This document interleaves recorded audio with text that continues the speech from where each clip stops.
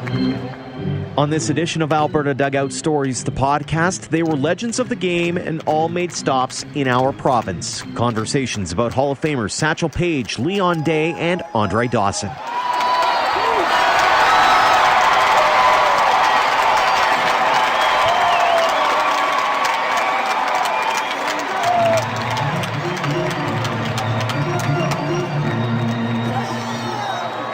Welcome to episode 77 of Alberta Dugout Stories, the podcast. I'm Joe McFarland.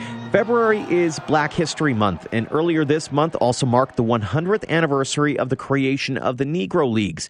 If you've been watching AlbertaDugoutStories.com, you've probably seen a few of our stories on the topic, and that's why we bring in our own Ian Wilson to talk about those stories and more. Ian, welcome.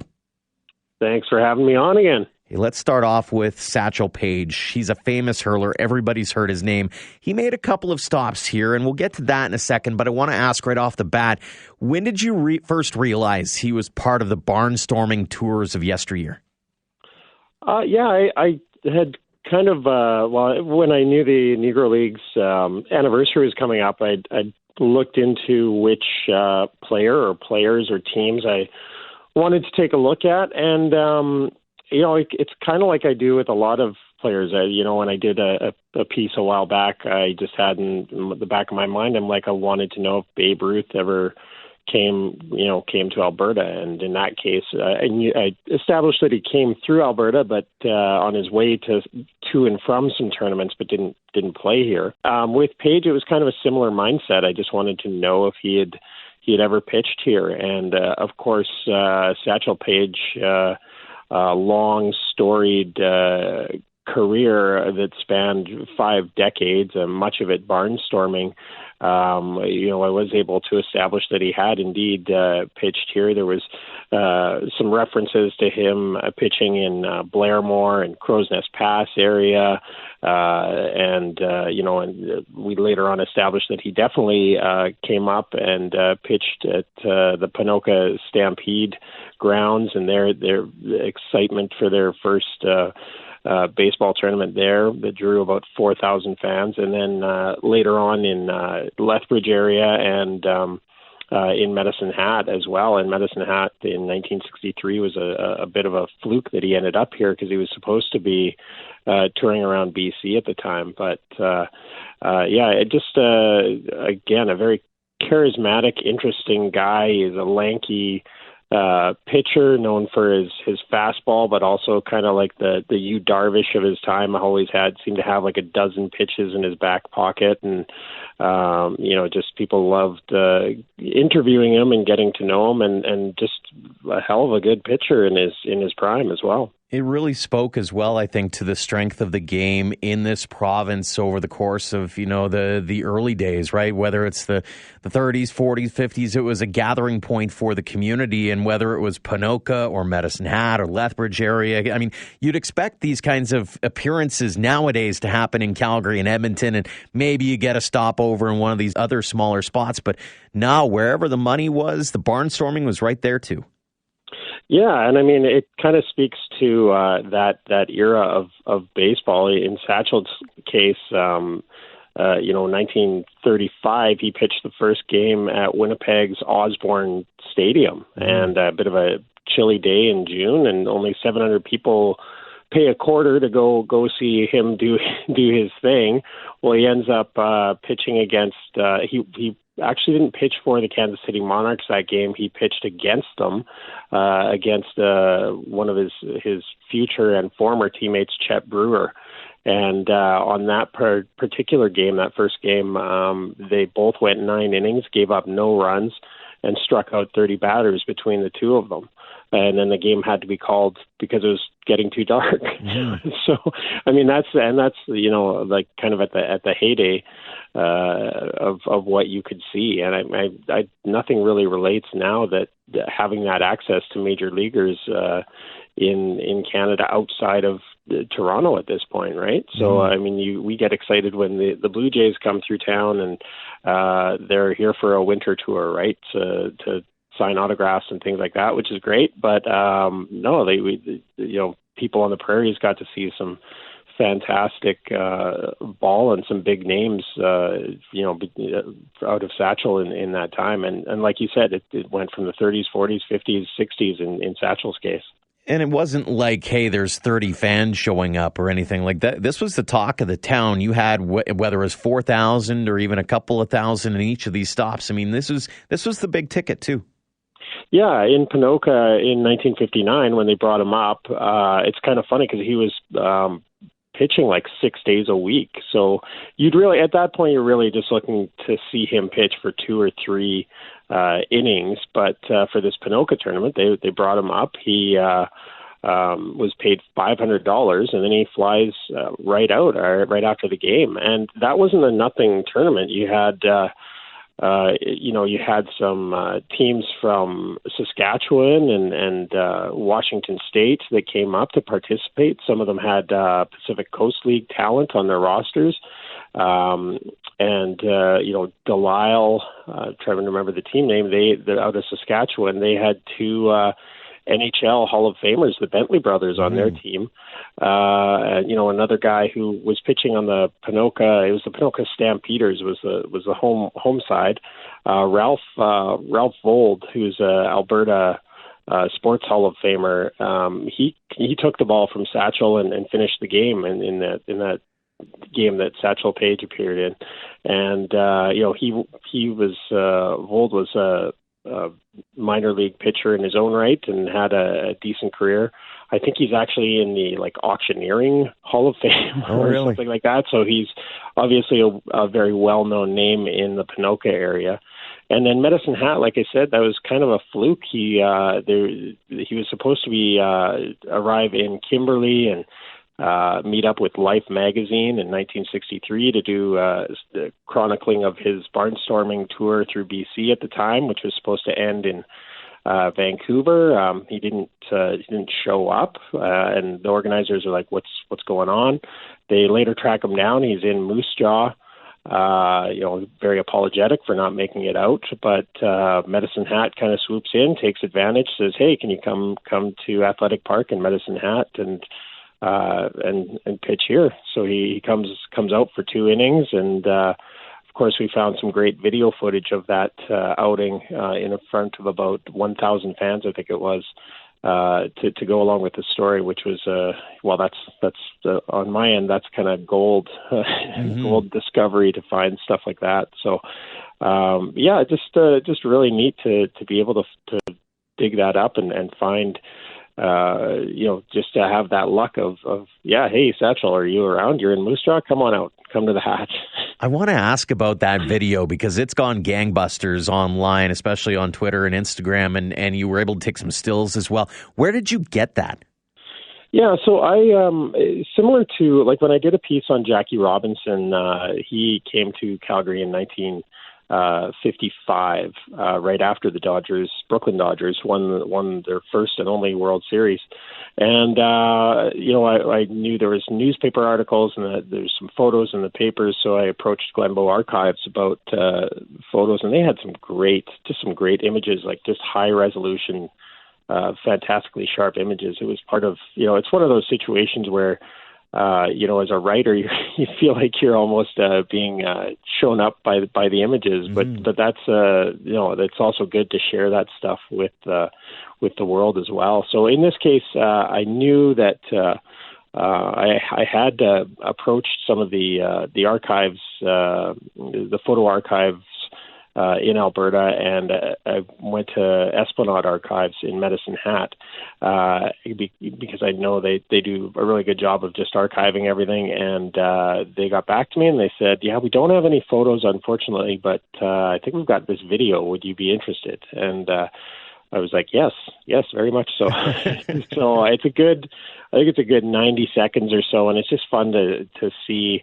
Not only you get a sense of Satchel's pitching delivery and his, that lanky frame that he's got. The part of the video is him batting, and you get to see some of those teammates and that he's got, and also some of the Medicine Hat side, and you see these old 1950s, 1960s cars in the background and the riverbanks. So really interesting from that point of view. And I should note, if anyone recognizes like any of the players in the video, be it on the Satchel Paige All-Stars or on the Medicine Hat side, please get in touch with us and let us know, because I'd like to fill in some of those blanks as well. It'd be nice to name the guy who got to start against Satchel Paige. That's the fascinating part about all of this, is that you go down certain rabbit holes and then you start trying to fill in the blanks. And some of these blanks have been going on for eons, and yet you know full well that somebody out there somewhere might be able to fill in that blank.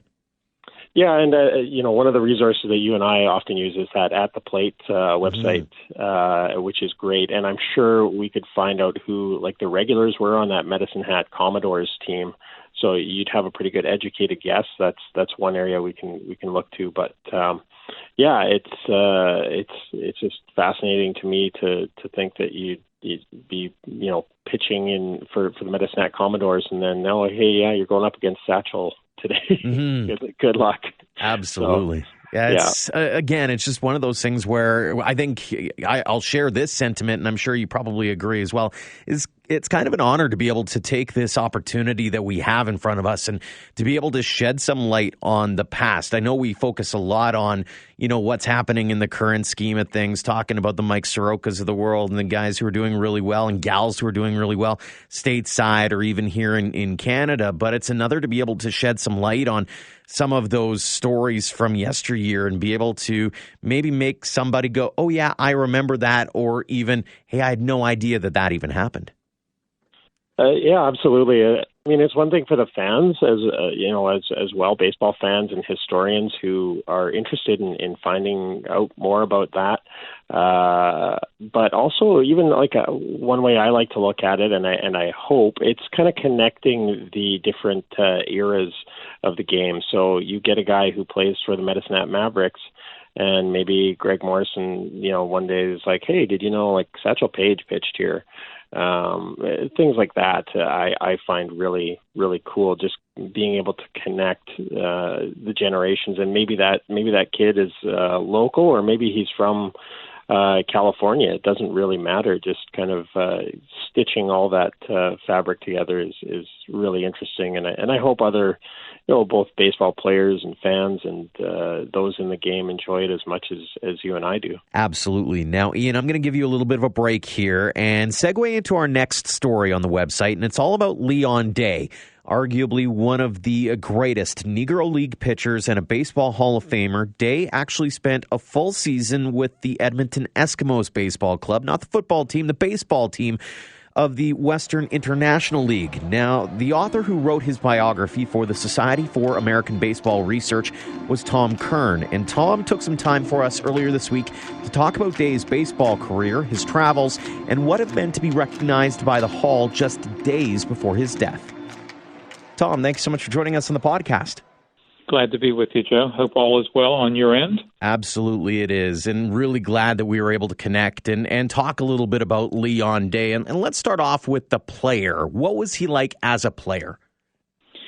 Well, Leon was a remarkable man, a very quiet, very dedicated to his craft, soft-spoken, very different from some of the other players in the day to which he was compared. Satchel Paige obviously is a big name in Negro League sports, was able to take his talents to the major leagues. Satchel was flamboyant. Leon was a very quiet, confident man, and in some ways probably so understated as to have his talents underappreciated. Was that maybe working at his downfall to a certain extent? Was just because he was so quiet, he didn't have that massive bravado that it almost served against him when it comes to the promotion side of what he brought to the table? I think that's a very good point. If there were a Mount Rushmore of Negro League pitchers, you'd certainly put Leon Day on that mountaintop. He was the 12th Negro League player inducted into the Hall of Fame. Satchel Paige was number one. A lot of arguments have been made that Leon should have been up there as well among the first to go in. But importantly, his talents were recognized finally, and the rest is history. When you look at his playing career and when you look at the numbers particularly, it's not that they're overly striking. It's not like he had hundreds of wins or anything like that, but he was remarkably proficient in a short Negro League season. He sure was. And, a typical season for Negro League teams included something of a number of games in the league that they were playing, maybe 40, 50, 60.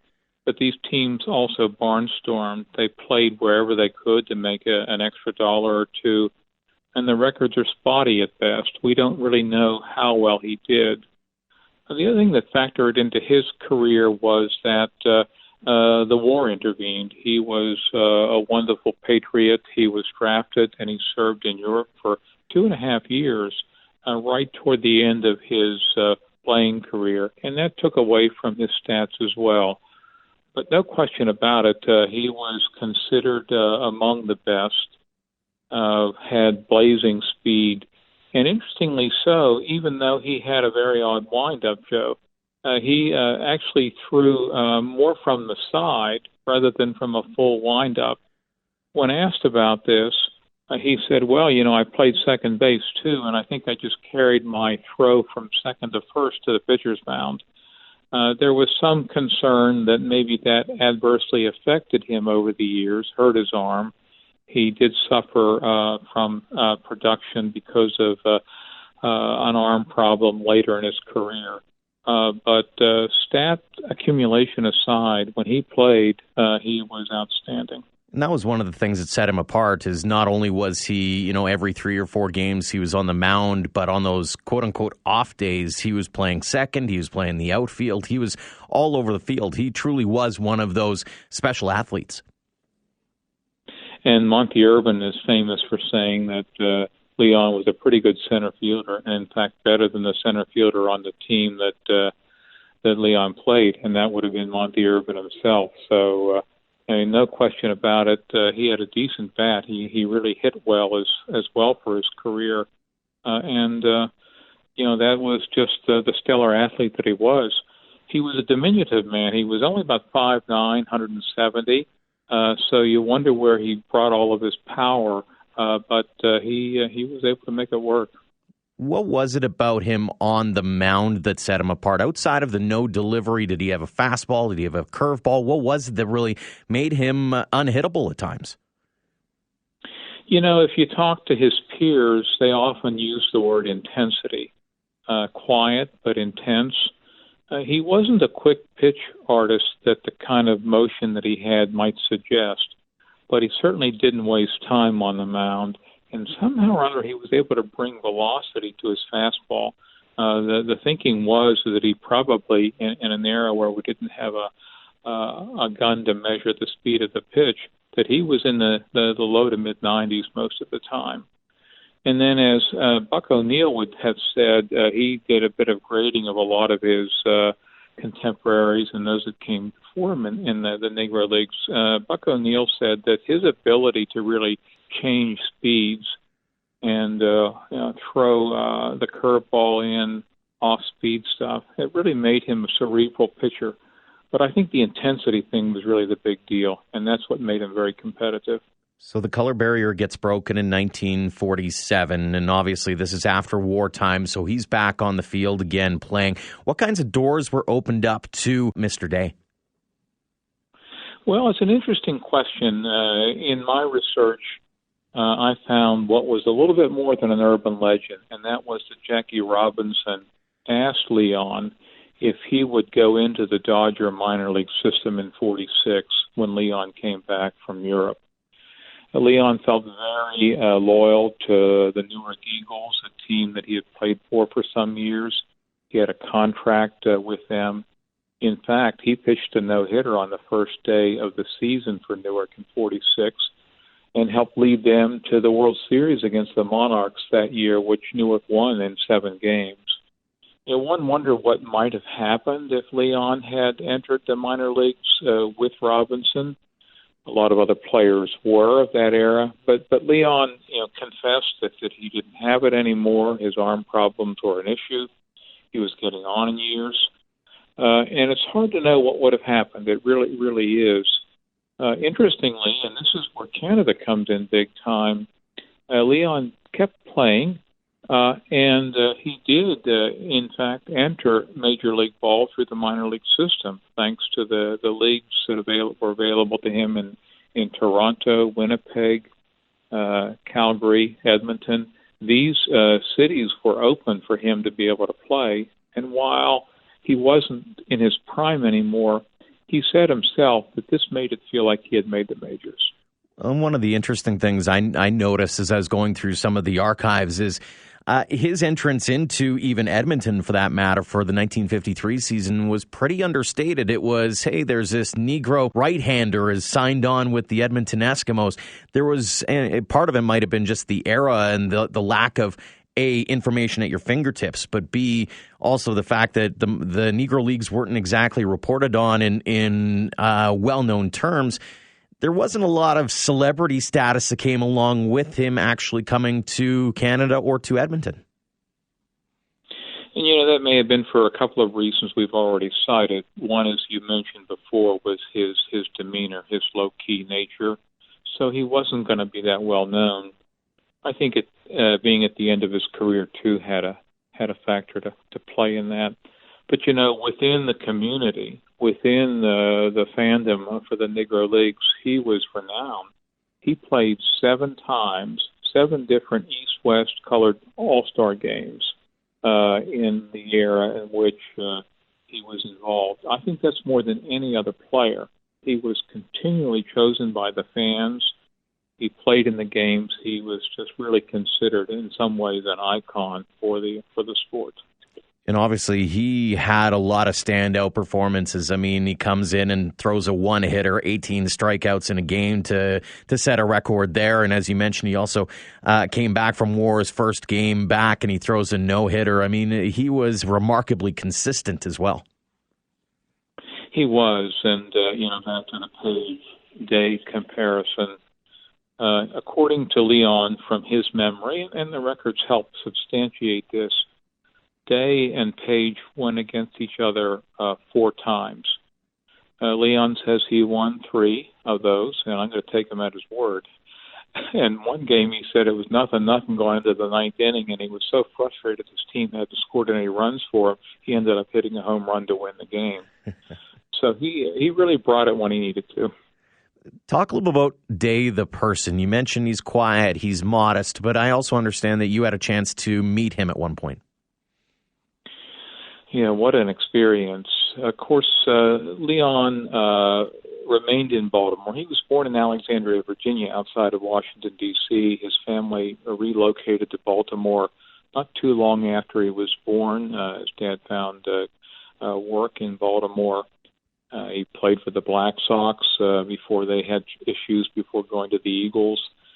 And then actually toward the end of his career, he pitched for the Baltimore Eli Giants as well.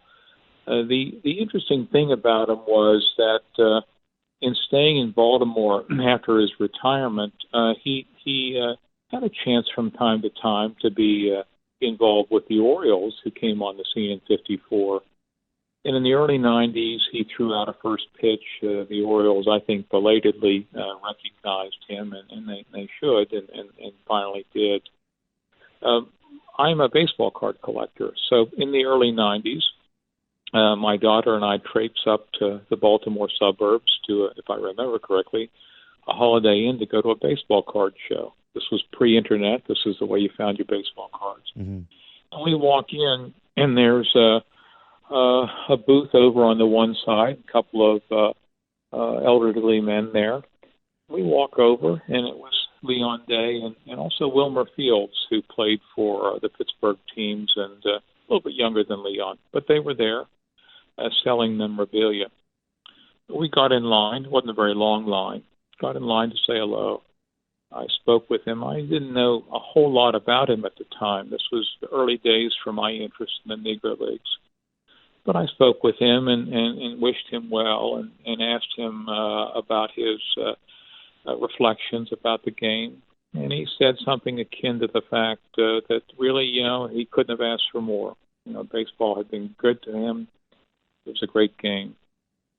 So we went home, and we started tracking him. This was probably 93 or so. And each year, the Veterans Committee perseverated on who to bring into the hall. Leon didn't make it in 94. And in early 95, the votes were finally there. But he was in ill health. He was in the hospital. And the hall called him, I think it was early March of 95. And he was just ecstatic, and according to his wife, relieved. He died a week later, and he had heard, finally, that he had been accepted. Humble as he was, I think it made a difference to him. I think that's why he played in Canada. He wanted to be part of the organized baseball scene. It meant a lot to him. He would never probably say that. And we've got to be happy that he really did hear and could die in peace knowing that he had made the hall. I was going to ask about that side of it. Is obviously it must have meant a world to him to have been recognized in that way after all that he had traveled, and even beyond that is, you know, the things that he had gone through, whether it be on the baseball field or off. I mean, he served the United States of America and in one of the most prolific battles being Normandy. Well, that's right. He was part of the amphibious group division. It was segregated then. These were troops who helped bring in supplies in the days after D-Day itself. And he said it was a very moving, surreal day for him. He mentions that in his recollections. He lost a lot of friends that day. He was there, though, and he stayed through early 46. He served his time, and I think he was very proud about that. But, Joe, a lot of Negro League players never learned that they were to make it into the Hall, and some still haven't made it, even though their careers merited that. And we've got to be appreciative that, again, as we said, that Leon at least knew that. And I think it speaks to the journey that he made and the fact that he had been honored finally for what he did. Final question for you, Tom. How should we remember Leon Day? Well, a man of integrity. That's incredibly important. In whatever profession we have, bringing integrity to bear is so important. A man committed to his skills and keeping on. He had some God-given abilities, but he had issues too. He had physical challenges. He says he slipped in the shower in Cuba in the winter of 37, 38. That really affected his arm from then on out. Well, 1938, he kept on pitching. He kept on doing well despite that. He overcame that adversity. I think we need to remember that about him as well. And it's just simply an important story about an unfortunate time in the United States where we didn't seem to think it was of value to have people of all color playing with each other. And I think the testimony of these players reminds us that we missed something. But at least we're fortunate to know that their stories have been told, and we can honor them even after the fact for what they did. We appreciate you coming on and sharing a little bit about Leon Day. Tom, thank you so much for joining us on the podcast. You bet. Take good care. We appreciate what you're doing, Joe. We are back now with Ian Wilson as we share some of the stories of not only Black History Month, but also 100 years since the creation of the Negro Leagues. And we're going to go a little closer to the present day now. Granted, it was still 45 years ago that Andre Dawson graced the baseball diamonds here in this province, particularly in Lethbridge with the Expos. And you took a little bit of a deep dive on this one, Ian, and walk us through the process in which you came up with this particular story. Yeah, again, the Andre Dawson was kind of one that I looked on the calendar. I knew that Andre Dawson Classic baseball tournament was happening this month. For those unaware, that involves historically black universities and colleges, and it's part of MLB's celebration of Black History Month. So that was a familiar name, obviously, to Alberta baseball history fans because I knew that he had played in Lethbridge, and that was about really all that I knew about Dawson's time here, is that he played here in 1975, and I wanted to look at that a little bit closer and like really fascinating in terms of first of all, a tip of the cap to you. You did that Pioneers series, which was great, which examined the Pioneer League teams that first came to Alberta in the 70s, and kind of laying down roots for the Pioneer League in Alberta and affiliated rookie level baseball. So I did lean on that a bit in the research that you had done, but just to see what Dawson accomplished in 1 year was crazy. He goes from 1 year at rookie ball, signs for $2,000 to play in Lethbridge, and he ends up playing for the Expos basically a year later, like that, and then he's Rookie of the Year 2 years later in the NL, and so that just kind of blew my mind how fast he was successful, and I think he had a home run in his second game for the Expos, and I mean, man, what a treat! You're a Lethbridge baseball fan in 1975. First off, you get the Pioneer League coming to your town for the first year ever. And a guy named Andre Dawson is one of the star players there right off the hop. It's how incredibly fortunate you'd be to be, a season ticket holder that season. And kind of crazy to think that here's a guy that was relatively unheralded at the time. I think he was, an 11th round draft pick of the Montreal Expos. And there was that chance that he wasn't even going to come to Canada because, let's face it, $2,000 even at that point wasn't a whole boatload of money. That's true, and basically what happened with Dawson was he was a two-sport athlete. He had played some football, and those infamous knee problems that he suffered from kind of stemmed back to a football injury. So I assume that was part of why he didn't go very high in the draft that year. And he did. He's very close to some of the uncles in his family, and he had a talk with them when he was given the offer to go play in Lethbridge, and he said, it wasn't about the money. $2,000 even in 1975 is not a ton of money. He was counseled that it's just the opportunity. It's a chance to go out there, show what you can do, and he took the bull by the horns and really showed that. He led the league in home runs with 13, and I think he set a record for hits that season, and so he just playing center field, leadoff spot, and an obvious talent right from the get-go. And obviously, it wasn't just baseball either, as you found out, as there was a wedding before a game as well.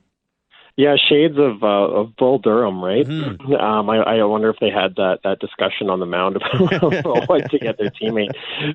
Rick Hill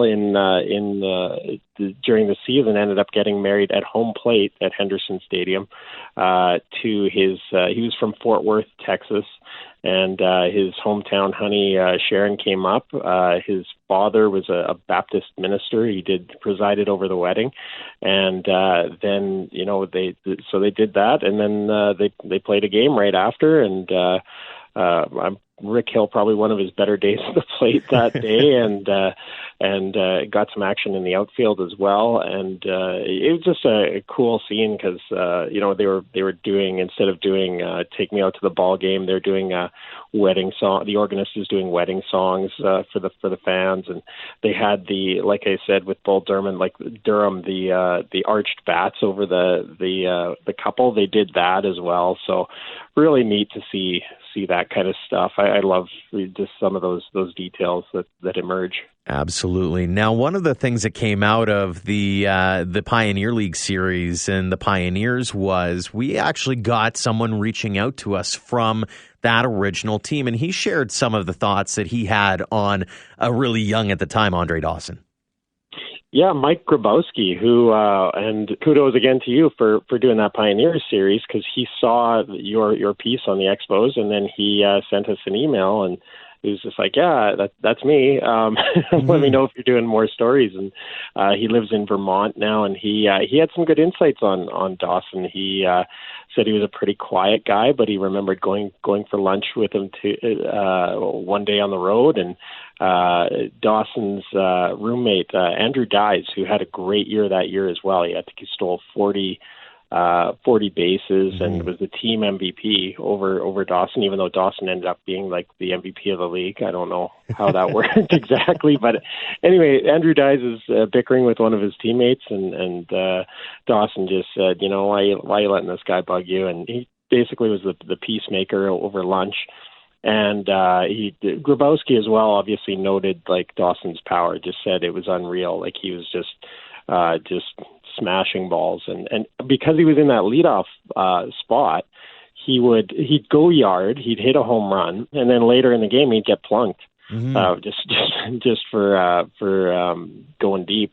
So Grabowski would be called upon to answer the bell and hit some of the opposing batters to stand up for Dawson, because Dawson led the Pioneer League in hit by pitches that season with getting plunked 6 times. So some interesting incidents. And one other thing too that Grabowski noted was just because his career was quite short. I think it was 1 or 2 minor league seasons at low levels. He's mowing the lawn one day and he gets a call. His wife comes and gets him, and it's Andre Dawson in 1982 inviting him to go to the All-Star game, which was a nice gesture. And I think one of the gifts that Grabowski took was I'm assuming Vermont is known for its maple syrup, because they took some maple syrup as a gift to Dawson. And he also ended up going to Dawson's Hall of Fame induction in 2010. So just great to see that Dawson had maintained that connection, and that Grabowski was able to really enjoy looking back on that time of his career. It really is a wonderful read. Again, go to albertadugoutstories.com for all of those stories. Ian, thanks so much for joining us as always.